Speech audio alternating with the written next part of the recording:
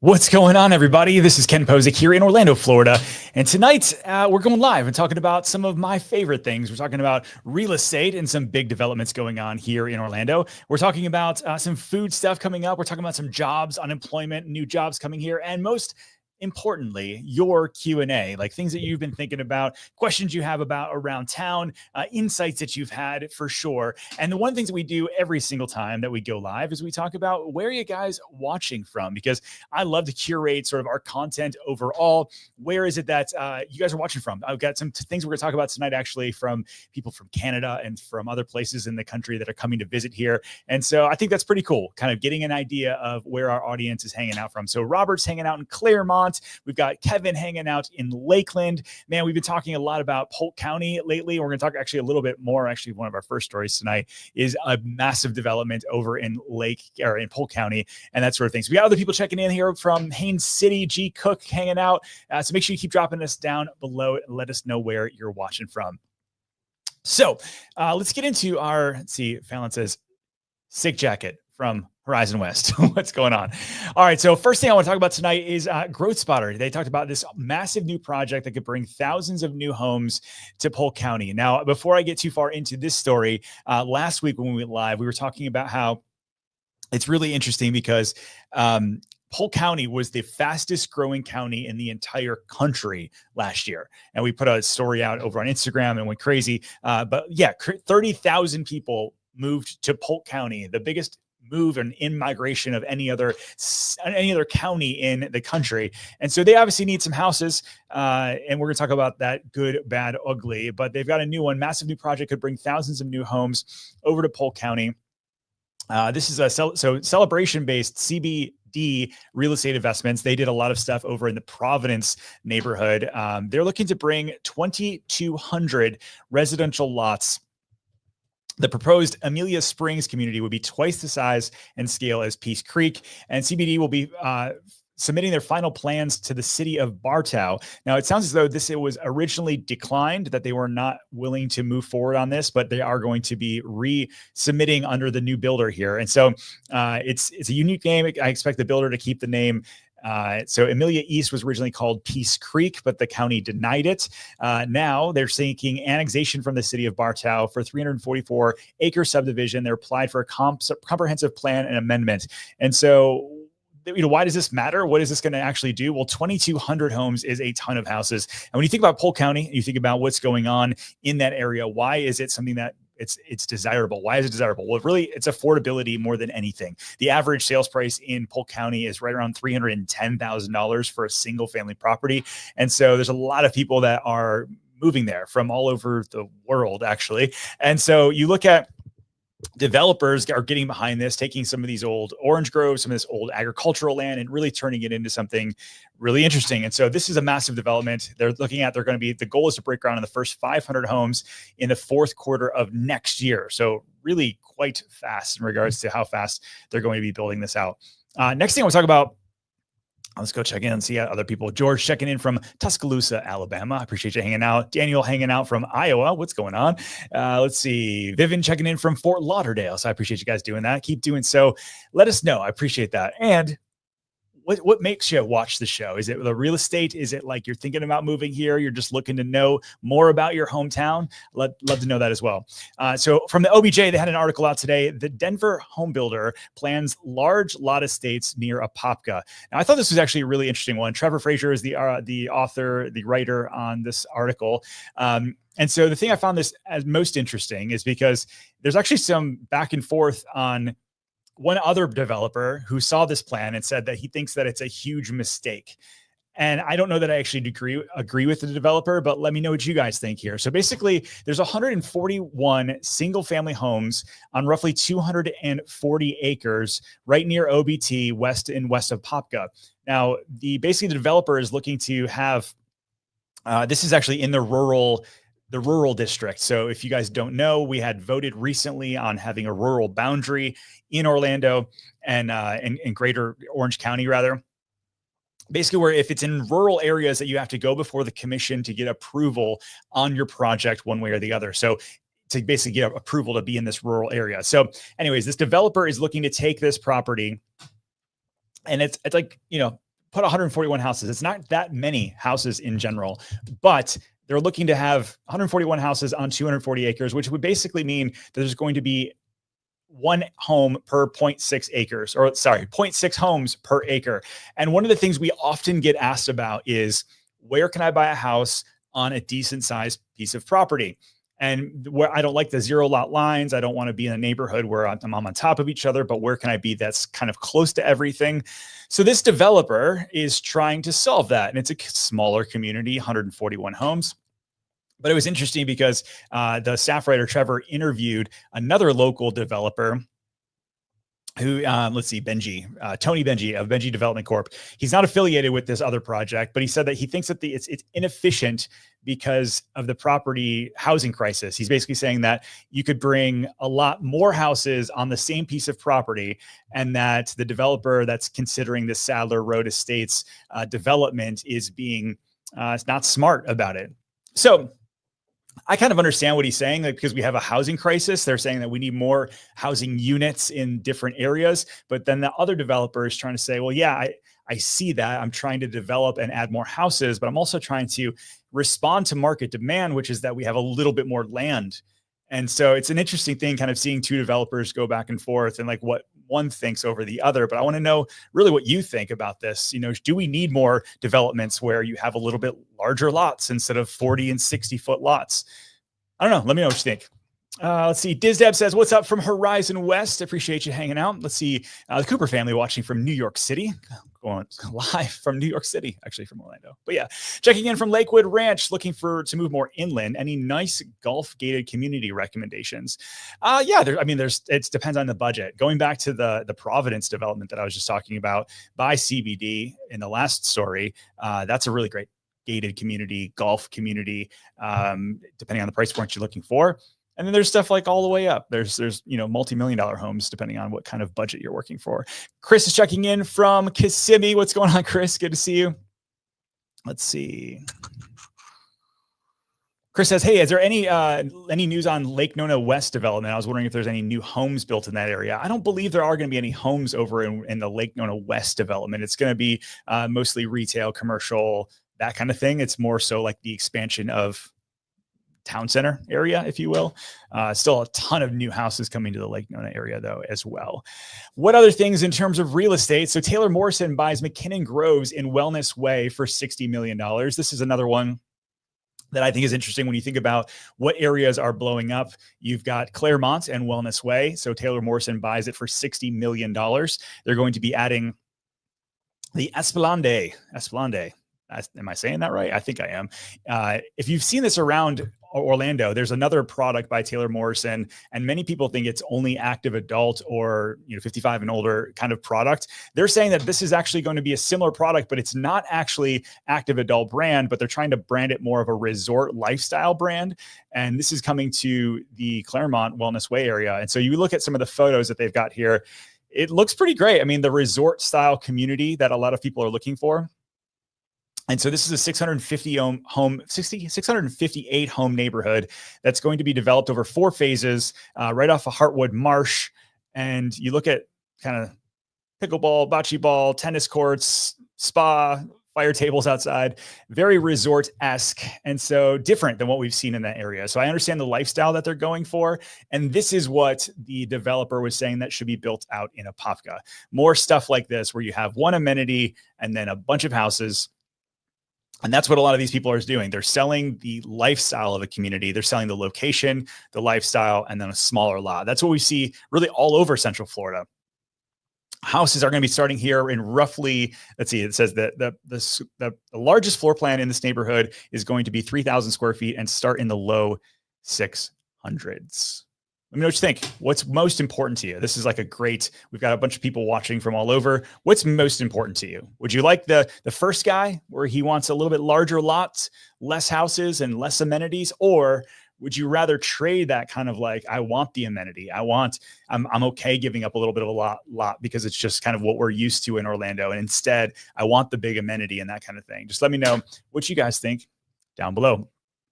So as we were talking about, I put a reel out regarding the whole Polk County explosion, and people were like, "Oh, there's just so many houses on houses on houses. We need to stop the development. We need to stop the growth."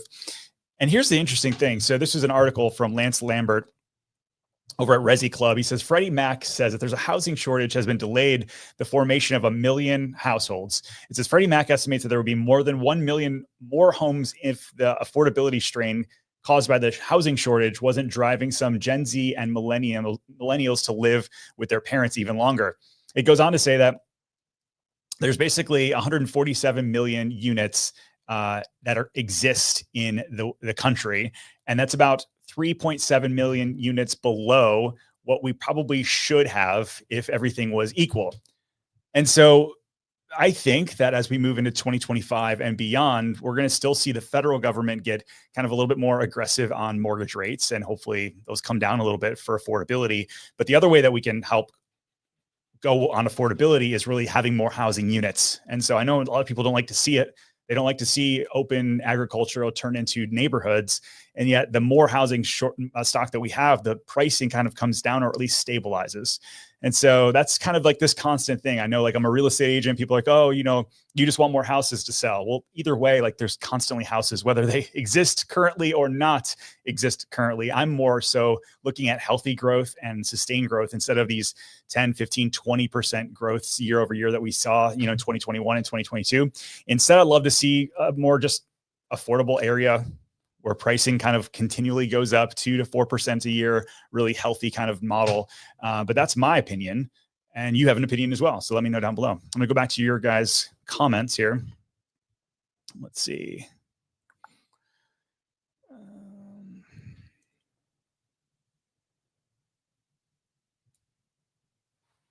Yeah. So Chet says, "Hey, did I see that the 5 staple bars down?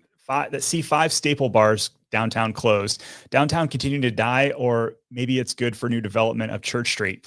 I think the second, Chet. I think there's going to be a lot more redevelopment of Church Street. Like, I hate seeing small businesses close, and it's happened all over for like 2 different reasons. One, it could be like the government pushing people out.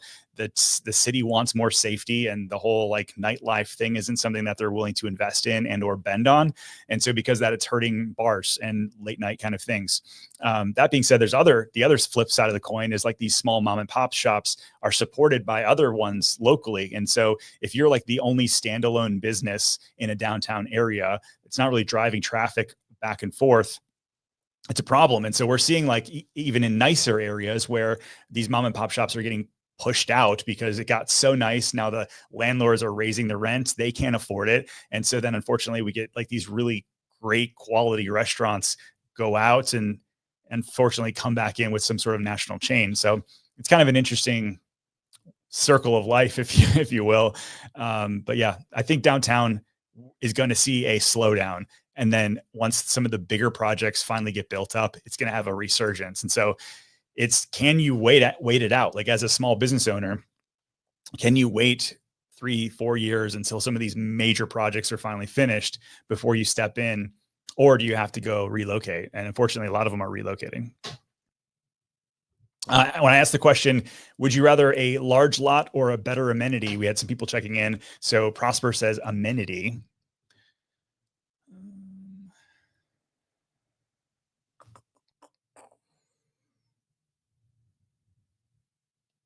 Let's see. Kilo says, "Hey, Ken, I just closed on a last leak here in Montverde, Florida. Can still get some good land over here since you're still on the topic." Yeah, I think that's exactly right. So some of these areas, you don't have to live in a massive planned community. You can live close by and take advantage of that. So Montverde's a great area that way. Mineola is another one that way. We actually have another story where there's a new builder coming to Mineola, and they said that they chose that area because of everything that's coming, the new schools that are coming, the new sort of like opportunities in the future.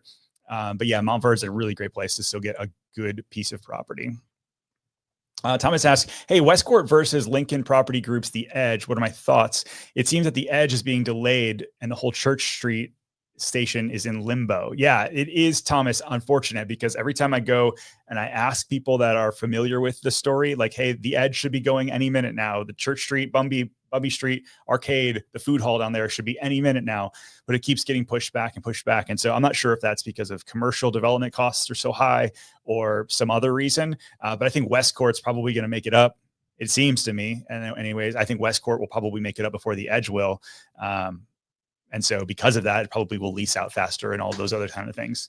I think that side of I-4, it's just ripe for like so much opportunity and so much growth. When you think about, obviously, the Kia Center, Travel and Leisure, Westcourt, and then it's going to continue on from there. Obviously, the people talking over at Creative Village, that's doing really well. New announcement there with new apartments. And so, yeah, that side of I-4, surprisingly, because it really wasn't much for so long, surprisingly, it's on the come up. Let's see.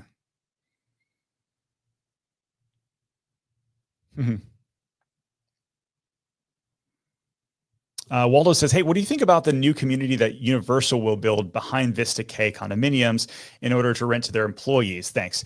So it's actually not going to be rented to their employees. So team members, Universal team members are allowed to apply, but it's actually Universal donating the land to this project and then a developer coming in and running the whole thing. And it's going to be set aside for affordable housing. And so I believe the numbers, I got to look it up because now I don't want to be wrong. The numbers, I think it's 60%. Let's see.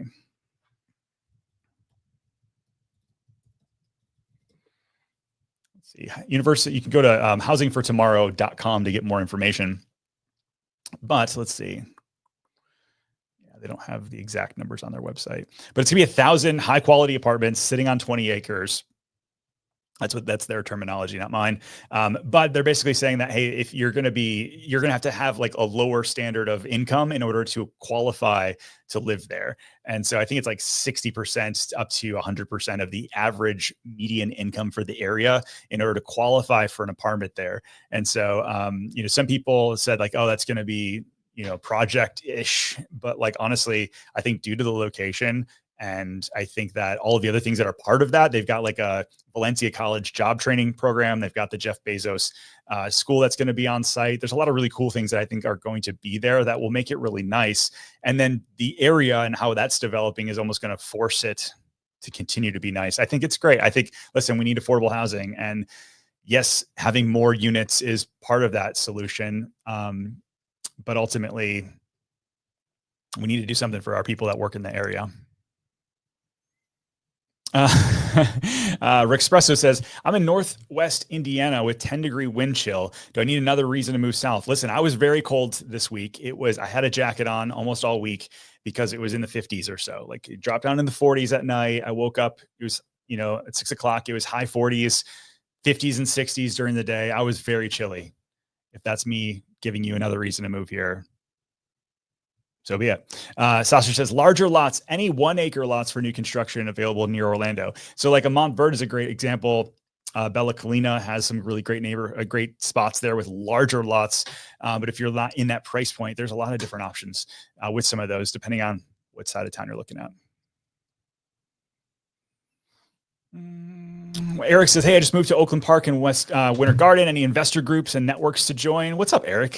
Shoot me a DM on Instagram. I'd love to chat and see what kind of business that you're into. I do have like a small business investor group that I'm a part of, as well as I knew some other ones in town if you're looking to kind of get into that. But I'd love to know what kind of business you're in and help plug it in any way I can. So at Ken Posick, feel free to DM me over there. Let's see. Sasha says, my family is trying to move us to Texas, but I'm in favor of Orlando. Yeah, so am I, man. All right, let's keep going over here. We got some other conversations to have. So if you don't know my stance on solar energy.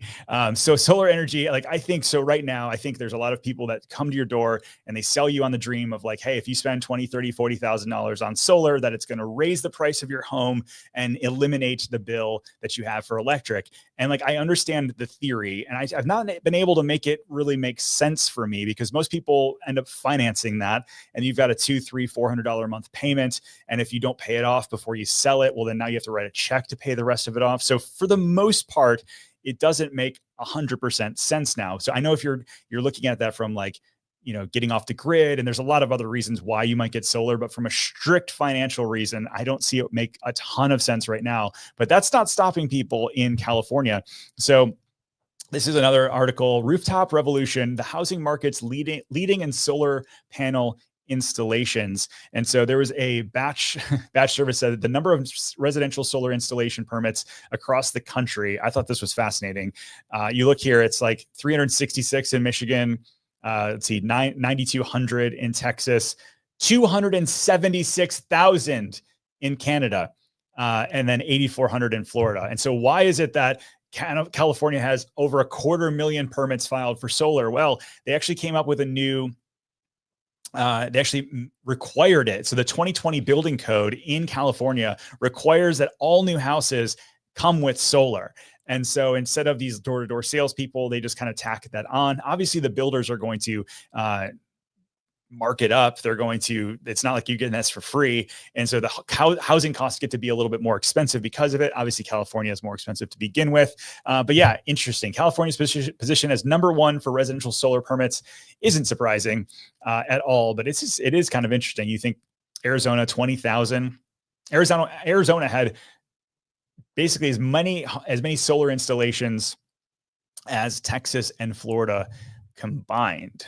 I don't know. Does that surprise you or no? And I'm curious, like if you have solar, like I want to hear from people that love solar and why that might be, because again, like getting off the grid is great. I think if you can store the power, great.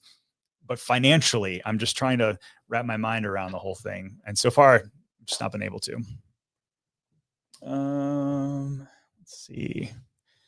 Chase asks, hey, is it financially feasible to buy land and put a tiny home on it versus buying new in Claremont?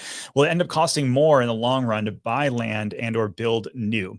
So there's, buying a tiny home is definitely an option for people. It's just like, if you have to then run power and sewer and water and it's a raw piece of property, you end up, will it be cheaper?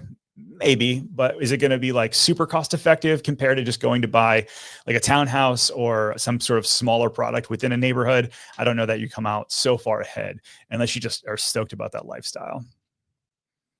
Daniel says, hey, Ken, you got 3 channels for content now. This current one, Orlando Real and Posa Group. I just noticed Posa Group on my feed yesterday. Yeah, man. Thanks for saying that. So what I decided to do, because we've got a large team now of really cool and very talented folks, is that, we're going to have Posa Group. That's going to be more like area tours for sure, but going really, really, really deep into some smaller areas. So we did like Mount Dora, we did Soto. We'll do some other ones coming forth. So we want to get really nitty gritty into some of the stories. And I also wanted to give an outlet for my team members to do something very similar without having kind of deviating from what this channel is all about, which is more development news, big stories happening in Orlando, and yes, some real estate as well mixed in.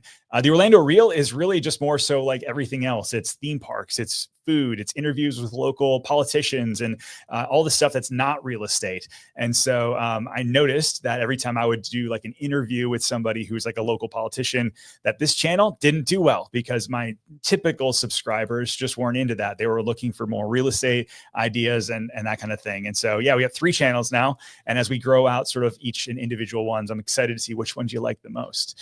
But thanks for the shout out there. A little point of information. I appreciate it. Let's see. Devin says, hey, I'm looking to sell my house up north and we'll have about $450,000 cash. Any Toll Brothers communities with 3 bedrooms? I mean, yeah, all the Toll Brothers communities have 3 bedrooms. I mean, you're probably looking like Apopka for $450,000 if you're looking for that. That's awesome. They're gonna have that much cash down. But Toll Brothers is obviously the most expensive. Well, maybe not obviously. Toll Brothers is the most expensive production builder in Orlando and pretty much everywhere that I go around and take a look at. And so you're probably going to be looking at townhome if you're looking in Orlando.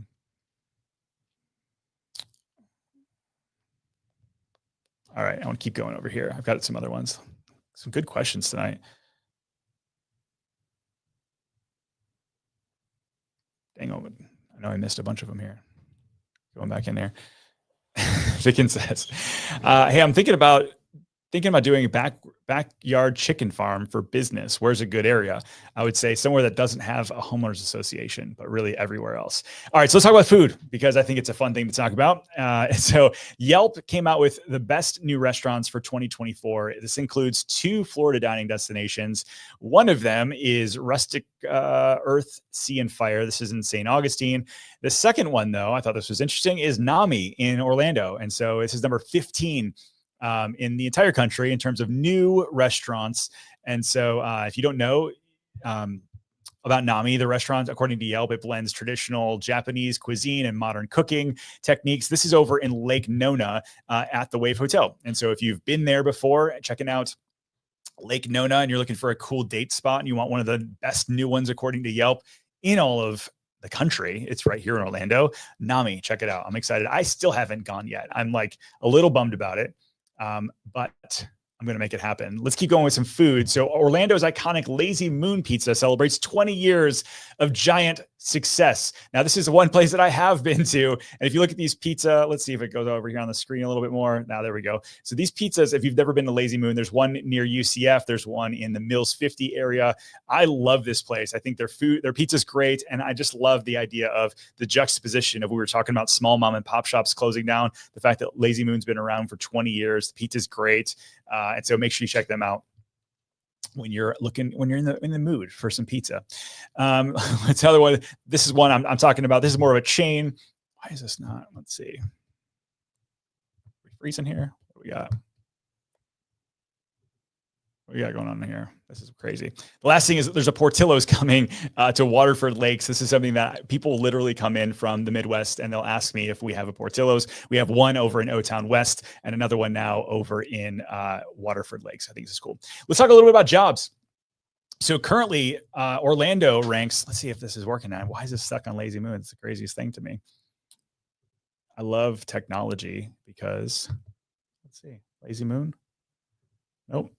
Not working. That's cool. That's good times. All right. So unemployment in Orlando has now dropped from 4% early last year, January of last year, down to, according to ycharts.com, down currently to 3.2%. And so you kind of look at, like, a lot of folks will say, oh, there's theme park jobs, hospitality jobs. That doesn't really count.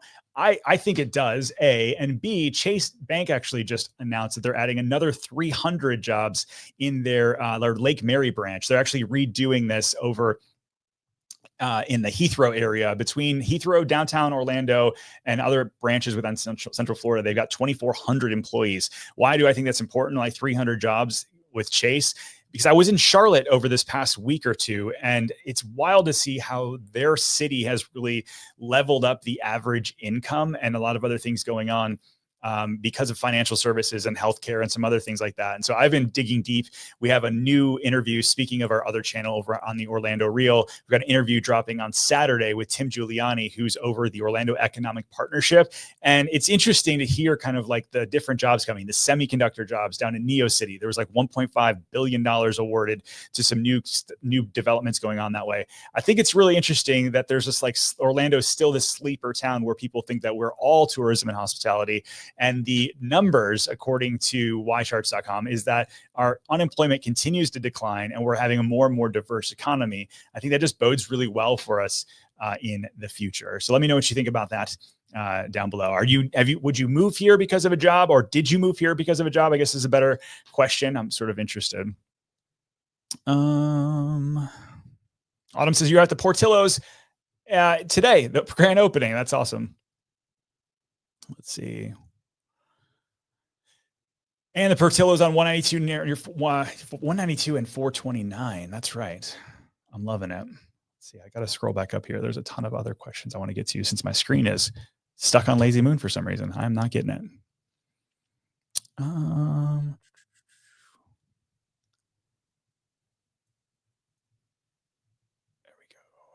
Dayton says, is Loudoun technically Polk County? Will it be annexed into Orange County? Confused by that topic. Me and my wife are moving to Davenport, the Loudoun area, next Tuesday. So let me go back over here. Yeah, I don't think it's going to work on the screen, unfortunately. So right now it's Polk County, and they're trying to annex it into the city limits, it sounds like. Yeah, it was denied by Polk County. So they're hoping that the city of Bartow will approve a massive new development that was previously denied by Polk County. And so looks like it's going to be submitting your final site plans to the city of Bartow next week. Let's see. Total bummer, Chase, that this thing is going if you're still watching. Goodness gracious.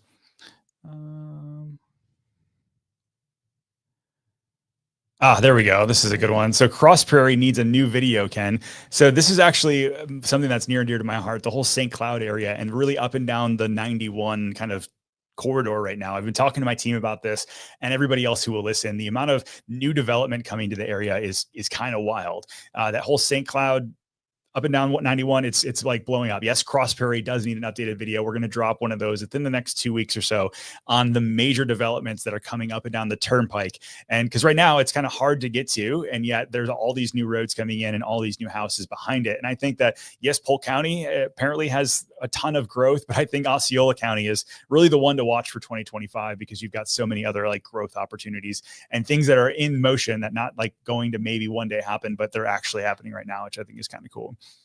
So I'm having a ton of technical issues here. So I'm going to wrap it up, unfortunately. So I appreciate you guys for hanging in and hanging out with me every Thursday. I'm going to do my best to come really every Thursday for the rest of the year and kind of get to know you guys a little bit more. Hopefully you got some time off for the holiday season, and make sure you follow us over on Instagram, either at the Orlando Reel or at Ken Pozick. We're putting out stories every day around like what's going on in Orlando, breaking news and theme parks, real estate, and life here in Orlando. Hope you guys have an amazing rest of the week. See you soon.